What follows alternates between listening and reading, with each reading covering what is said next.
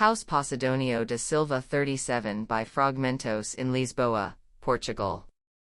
Originally composed of 3 floors and a yard, this building in Campo de Ourique was in an advanced state of degradation. The ground floor, which served as a commercial establishment, was reconverted into a common area and passageway for 2 completely independent single-family housing units.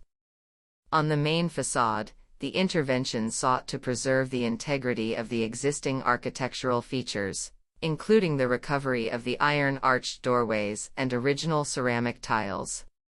In the center, the 2 doors separated by an opening reveal a garage door, allowing the insertion of a functional element without impacting the historical configuration of the façade.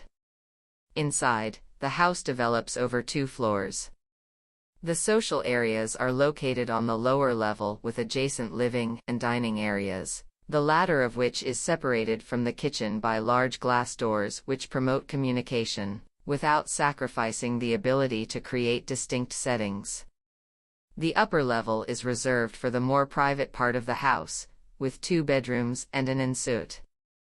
The roof was redesigned without altering the height of the building to promote verticality and allow natural light to enter through the skylight. The green iron details mimic the greenery that invades the interior thanks to the rear verandas overlooking the garden and its surroundings, bringing a sense of peace to a busy area of Lisbon.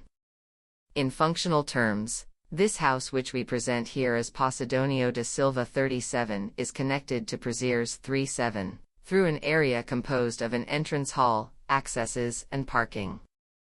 The meeting point between the 2 plots is located outside.